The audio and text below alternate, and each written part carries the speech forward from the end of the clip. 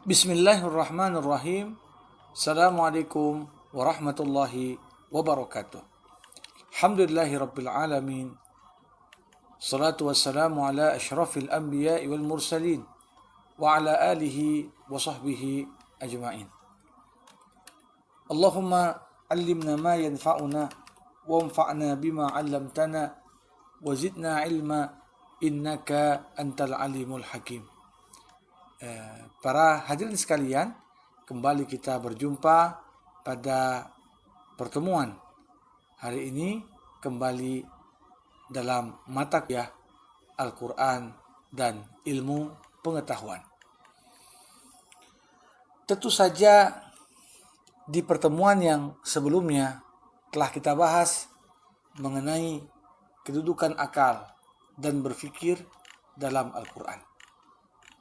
Dan dalam pertemuan hari ini kita akan lebih membahas mengenai keutamaan ilmu dan kedudukan para cendekiawan dan orang-orang berilmu dari perspektif Al-Quran.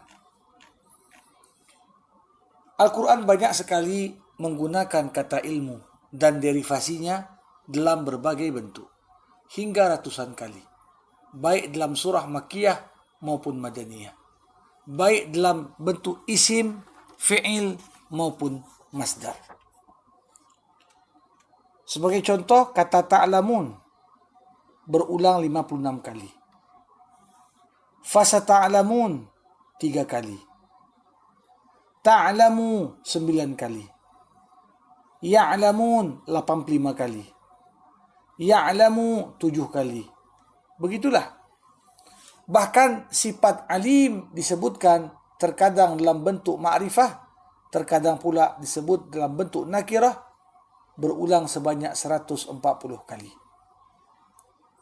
Begitu juga kata ilmu berulang 80 kali, baik dalam bentuk ma'rifah ataupun dalam bentuk nakirah. Kata ilmu menurut Imam Ar-Raghib Al-Asfahani dalam karyanya Mufradatul Quran, idraku syai' bihaqiqatihi, mengetahui sesuatu dengan hakikatnya. Dan menurut beliau, ilmu itu ada 2 macam. Ada yang disebut dengan ilmu tasawur. Itu adalah idraku zati syai', ketika seorang mengetahui zat sesuatu. Itu yang digambarkan dengan tasawur. Dan ada juga yang disebut dengan tasdiq, al-hukmu ala syai' biwujudi syai' huwa mawjudun lahu, au nafyu syai' huwa manfiyun anhu. Memutuskan satu hukum atas sesuatu karena adanya sesuatu yang dia ada untuknya, atau menafikan sesuatu dia ternafikan darinya. Maka dari itu kata ilm apabila sebagai kata kerja hanya membutuhkan satu objek, maka ini bermakna tasawur. La ta'lamunahum, Allah ya'lamuhum. Tapi ketika dia membutuhkan 2 objek, fa in alimtumuhunna mu'minatin, maka di sini ilmu berarti tasdiq, ponis terhadap sesuatu. Ada ilmu yang sifatnya teori, nazari. Ada ilmu yang sifatnya amali. Ada ilmu yang sifatnya akli, logis. Ada ilmu yang disebut dengan ilmu sam'i, yang sumbernya itu wahyu dan kenabian.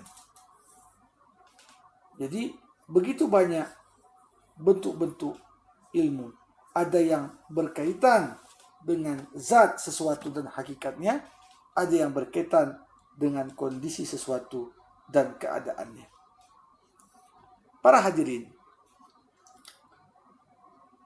tidak ada satupun agama selain Islam, sebagaimana tidak ada satupun kitab suci selain Quran yang memberikan perhatian besar terhadap ilmu. Kedudukan ilmu dan mulianya orang-orang yang berilmu. Dan ini bisa kita perhatikan dari beberapa hal-hal berikut. Yang pertama, Allah Subhanahu wa taala menurunkan wahyu pertama justru berisi perintah untuk membaca. Dan membaca merupakan salah satu sarana untuk menggapai ilmu pengetahuan. Iqra bismi rabbikal ladzi khalaq, khalaqal insana min 'alaq, iqra wa rabbukal akram, alladzi 'allama bil qalam, 'allamal insana ma lam ya'lam. Bacalah dengan nama Tuhanmu yang menciptakan. Dia menciptakan manusia dari segumpal darah. Bacalah, dan Tuhanmu lah yang paling mulia, yang mengajarkan dengan perantaraan pena. Dia mengajarkan manusia apa yang tidak diketahuinya.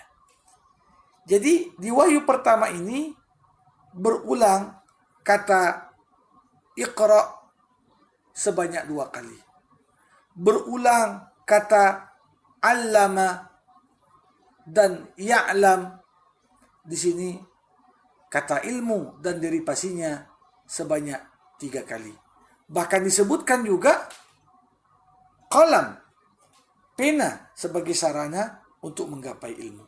Jadi ini menunjukkan bagaimana manusia, salah satu keunggulannya dibandingkan dengan makhluk-makhluk lain berkaitan dengan potensi yang dimiliki manusia, ya, yang tak dimiliki makhluk lain, itulah lewat ilmu pengetahuan.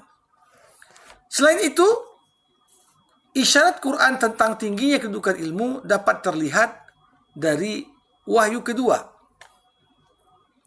di mana Allah Subhanahu wa taala menyebutkan sumpahnya dengan qalam. Dan qalam sebagaimana diartikan sebagai pena merupakan sarana untuk menulis dan memelihara ilmu. Nun wal qalami wa ma yastur. Nun, demi pena dan apa yang ditulis. Nah, Allah tidaklah bersumpah dengan sesuatu kecuali yang dijadikan objek sumpah adalah sesuatu yang begitu penting. Sumpah Allah di ayat ini dengan qalam menunjukkan pentingnya pena dalam proses memelihara ilmu. Kemudian Al-Quran juga menegaskan bahwasanya orang berilmu tak sama dengan mereka yang tak berilmu.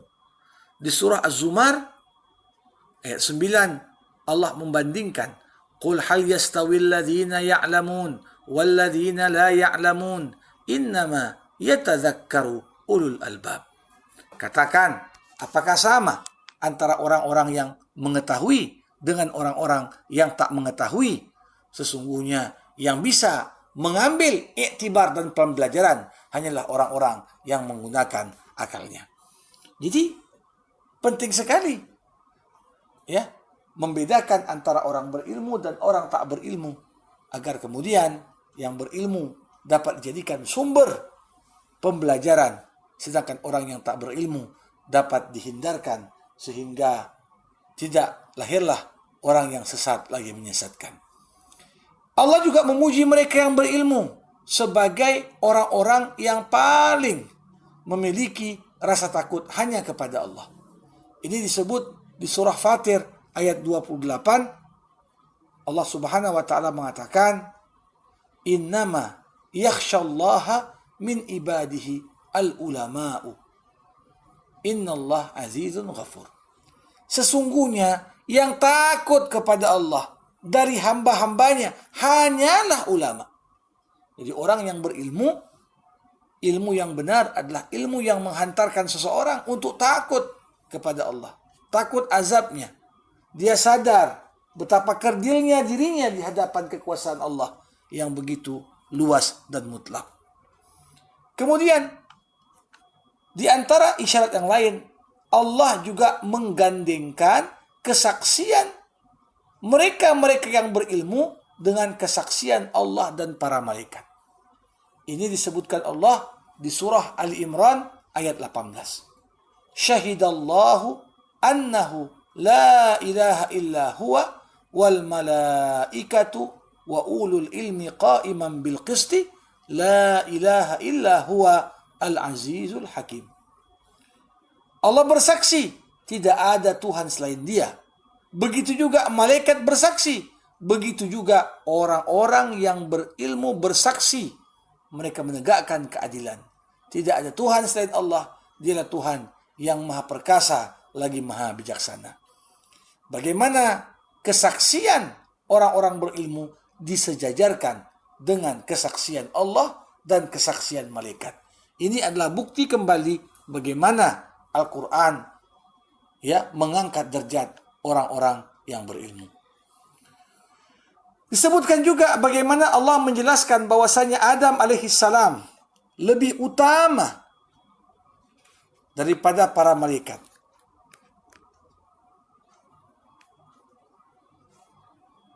Bahkan malaikat diperintahkan sujud kepada Adam.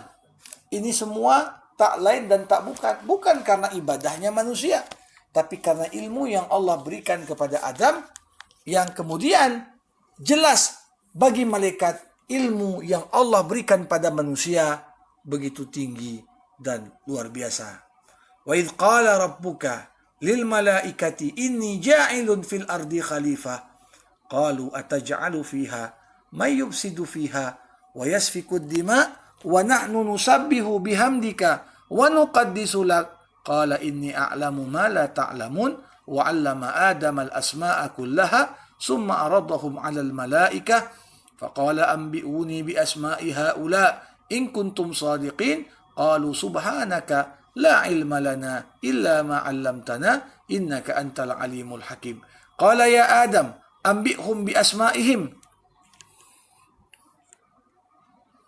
falamma anba'ahum bi asma'ihim qala alam aqul lakum inni a'lamu ghaibas samawati wal ard wa a'lamu ma tubdun wa ma taktumun. Ingatlah ketika Allah berkata kepada para malaikat, aku akan menjadikan satu makhluk menjadi khalifah di muka bumi.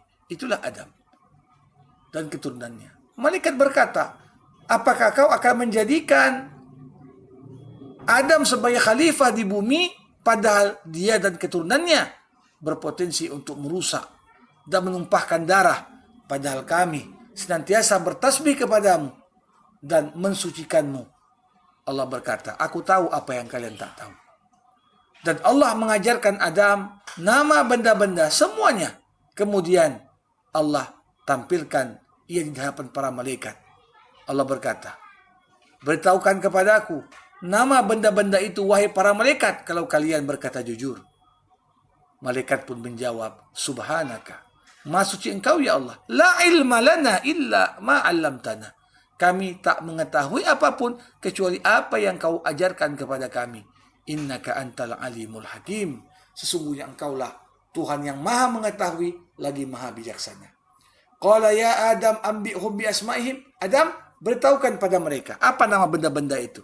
Ketika Adam memberitahukan kepada mereka, malaikat pun sadar. Dan Allah berkata, alam aqul lakum, bukankah aku sudah katakan kepada kalian, aku tahu yang gaib yang ada di langit dan di bumi, dan aku tahu apa yang nampak dan apa yang tersembunyi. Para hadirin sekalian, ilmu juga merupakan sifat utama para nabi, para manusia pilihan. Ya Allah Subhanahu wa taala amanahkan mereka dengan tugas membawa risalah dan sebab hidayah bagi manusia. Jadi tidak ada satupun kedudukan yang bisa diraih manusia lebih tinggi daripada kedudukan para nabi. Dan para nabi ini sifat utama mereka adalah ilmu. Menunjukkan bahwasanya ilmu menghantarkan seorang pada kedudukan yang begitu tinggi. Di sini dikatakan, wa anzalallahu 'alaikal kitaba wal hikmata wa 'allamaka ma lam takun ta'lam wa kana fadlullahi 'alaika 'azima. Dan Allah turunkan kepadamu kitab suci dan hikmah kebijaksanaan. Allah ajarkan kepadamu apa yang tak tahu ketahui, dan keutamaan Allah atas engkau begitu besar. Jadi Allah mengatakan keutamaan ilmu itulah keutamaan yang begitu besar, bukan keutamaan anak, harta, jabatan dan lain sebagainya. Kemudian Allah juga mendeskripsikan ilmu dengan kehidupan serta cahaya. Jadi ibarat orang yang menjalani kehidupan tanpa ilmu seperti orang yang mati. Orang yang menjalani kehidupan tanpa ilmu seperti orang yang berjalan dalam kegelapan. Allah katakan, awaman kana maitan fahyainah wa ja'alna lahu nuran yamsi bihi fin nas kaman mathaluhu fi dhulumat laisa bi kharijin minha kadzalika zuyyina lil kafirina ma kanu ya'malun. Di surah Al-An'am ayat 122 Allah bertanya, apa orang yang mati kemudian kami hidupkan, kami berikan kepadanya cahaya, ilmu, itulah Al-Quran, yang dengannya dia bisa berjalan di tengah-tengah umat manusia, sama seperti keadaan orang yang berjalan tanpa ilmu, seperti orang yang berjalan di tengah kegelapan. Bahkan dia tak mungkin keluar dari kegelapan itu. Demikianlah dijadikan indah bagi orang-orang kafir apa yang mereka kerjakan. Para hadirin, Al-Quran menegaskan ilmu merupakan sarana utama yang dapat menghantarkan manusia menuju keimanan. Justru kebodohan akan menjadi penghalang orang sampai kepada keimanan. Dan ilmu makin mengokohkan keimanan pada diri seorang.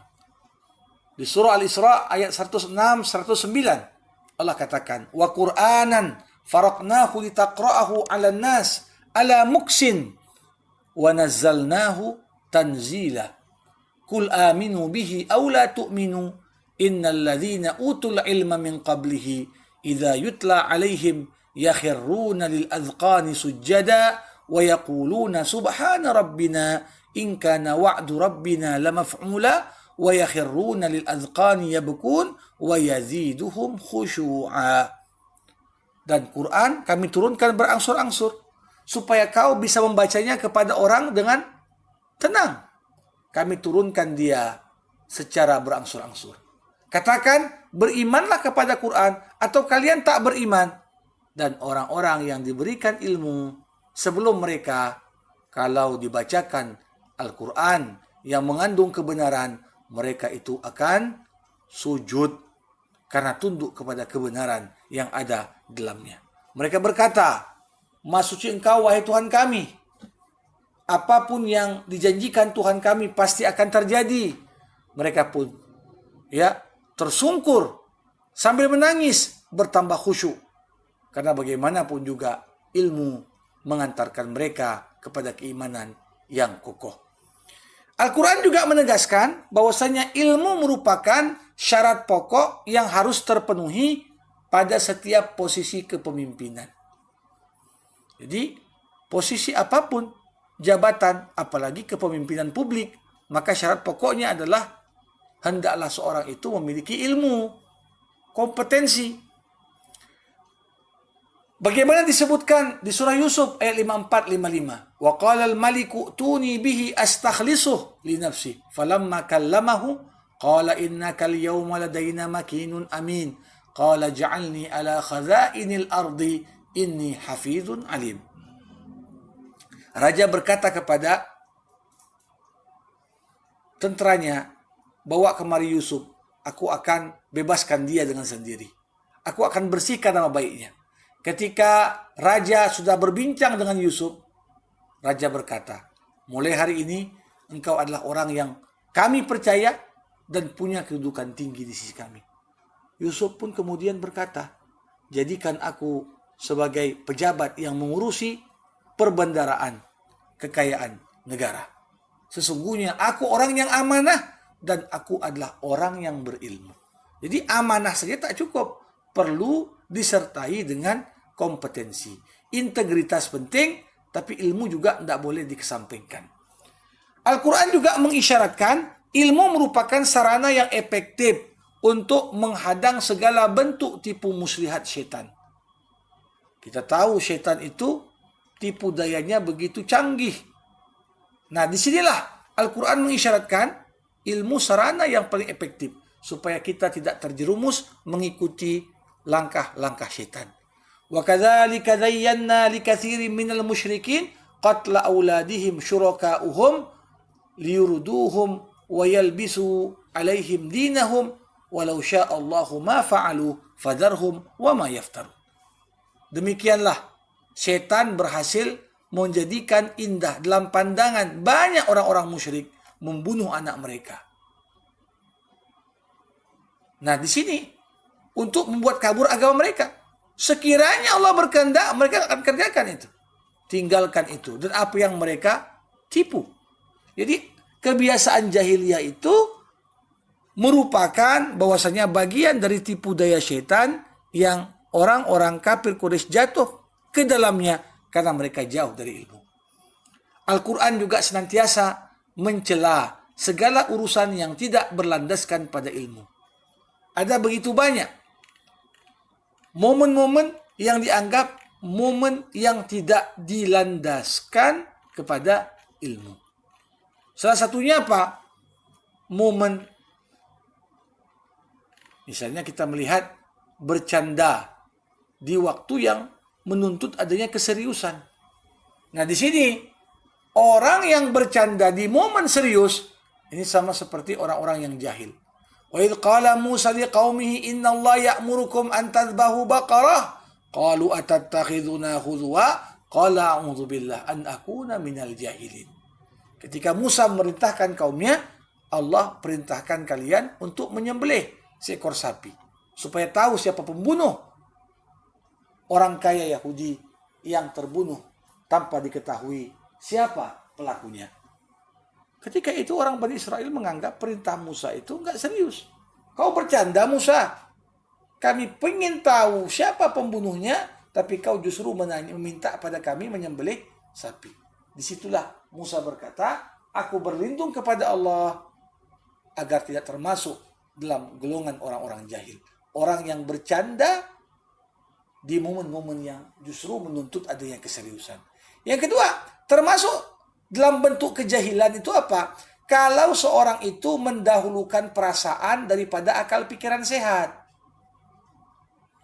Kalau seorang kemudian lebih memutuskan sesuatu berdasarkan hatinya, perasaannya, tapi tidak menimbang segala satu sesuai dengan porsinya, ini juga masuk dalam kategori jahil. Wa nada Nuhun ibna rabbahu faqala rabbi inna bani min ahli wa inna wa'daka al-haq wa anta ahkamul hakimin. Qala ya Nuh innahu laysa min ahlik innahu amalun ghairu salih fala tas'alni ma laysa laka bihi ilm innani a'idzuka an takuna minal jahilin.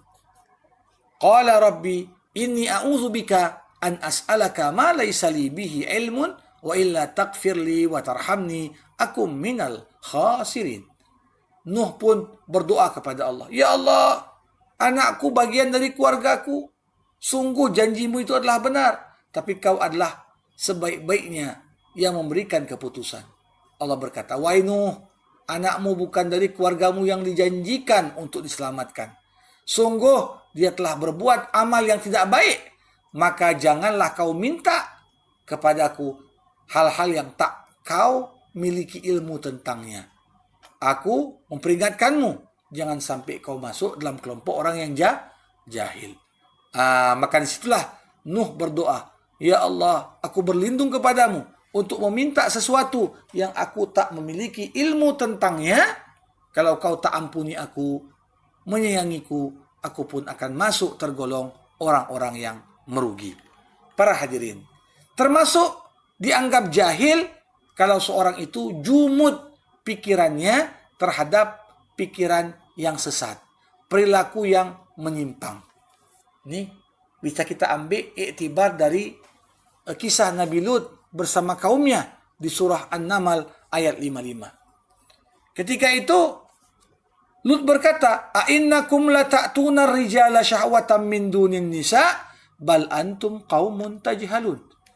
Kalian mendatangi sesama pria untuk melampiaskan syahwat kalian, padahal seharusnya yang kalian datangi adalah wanita.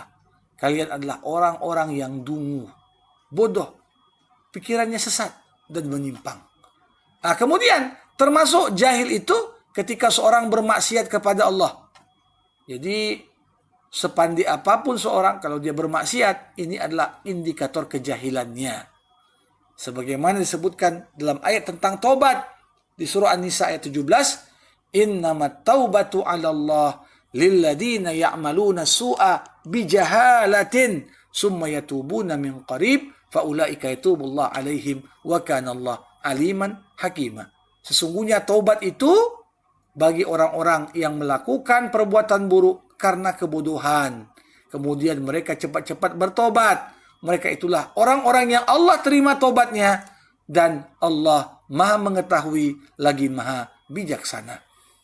Kita lihat lagi bagaimana terdapat keburukan.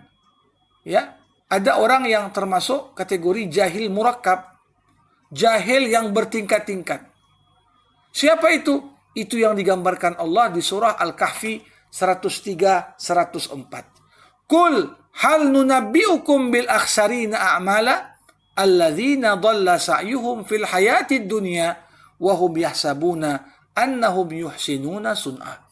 Katakan Muhammad, maukah aku beritahukan pada kalian siapa orang yang paling merugi ketika beramal? Itulah orang-orang yang sesat. Upaya mereka di dunia dan mereka mengira yang mereka buat itu adalah sesuatu yang baik. Ini 5 bentuk kejahilan yang mungkin muncul sehingga Quran memperingatkan kita agar jangan sampai jatuh ke sana.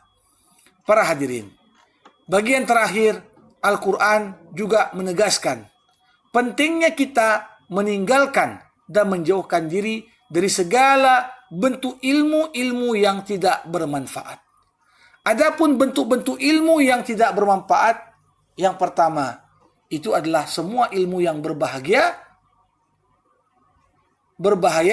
dan tidak membawa manfaat, seperti ilmu sihir.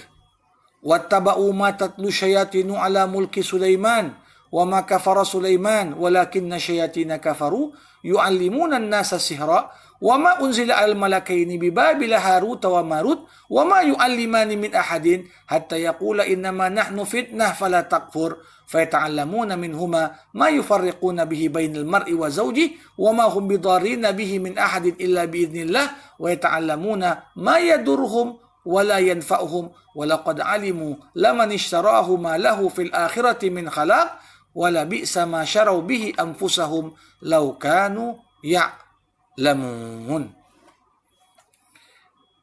Ya, jadi bagaimana asal muasal sihir itu, bagaimana setan yang mengajarkan, walaupun kemudian sebagian orang menuduh Nabi Sulaiman lah yang mengajarkan sihir, padahal tidak demikian. Termasuk bentuk ilmu yang tak bermanfaat, ilmu yang disembunyikan pemiliknya dari banyak orang yang membutuhkannya.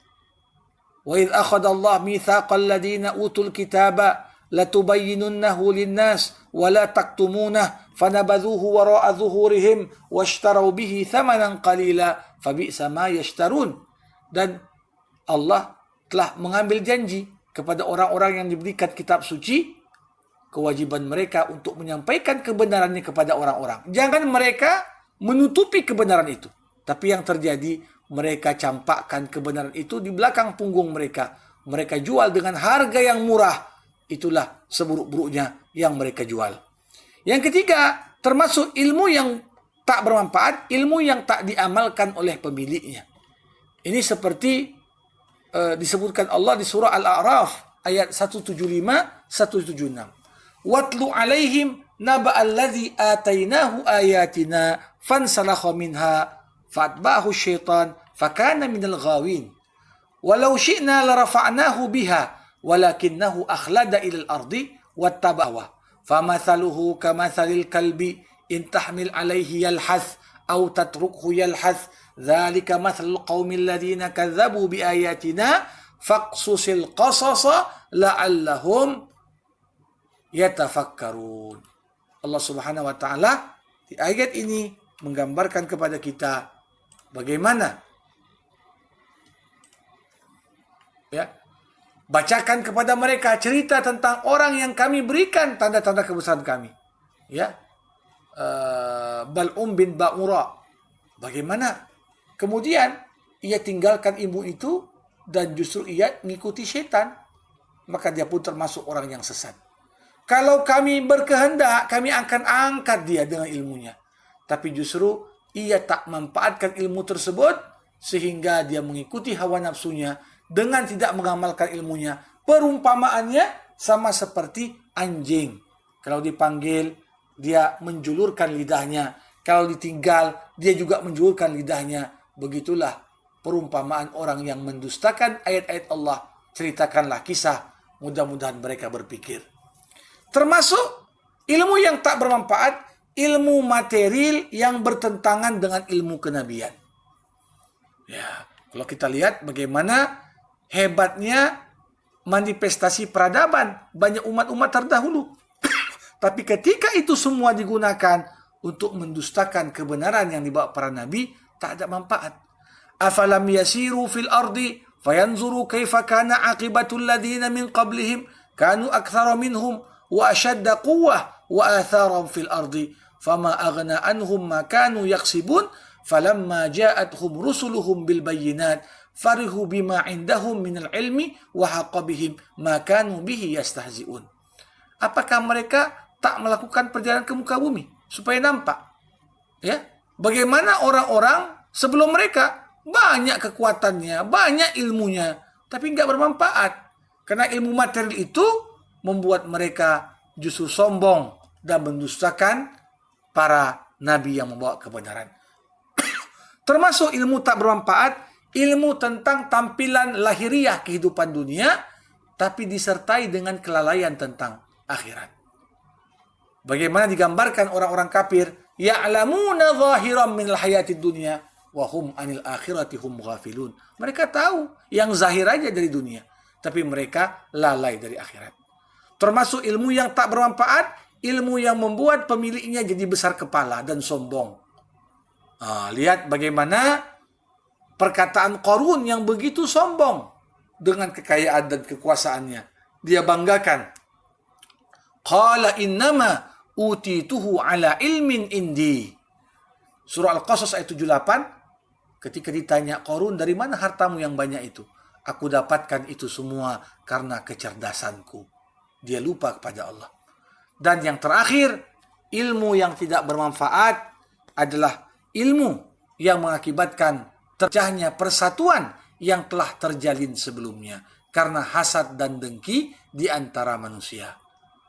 Lihat bagaimana Allah ingatkan di surah Al-Imran ayat 19. Inna dina indallahil Islam wa makhtalafal ladina utul kitaba illa min ba'di ma ja'ahumul ilmu baghyan bainahum. Ya, agama yang diridhoi Allah itu umat Islam. Tidaklah berselisih orang-orang yang sudah dapat kitab suci kecuali karena iri, hasad dan dengki. Jadi jangan sampai ilmu itu hilang keberkatan dan kemanfaatannya karena disertai dengan hasad dan dengki yang membawa kepada kehancuran. Mudah-mudahan di pembahasan kedua ini banyak manfaat yang bisa kita ambil dan peroleh. Sekian yang dapat disampaikan. Wassalamualaikum warahmatullahi wabarakatuh.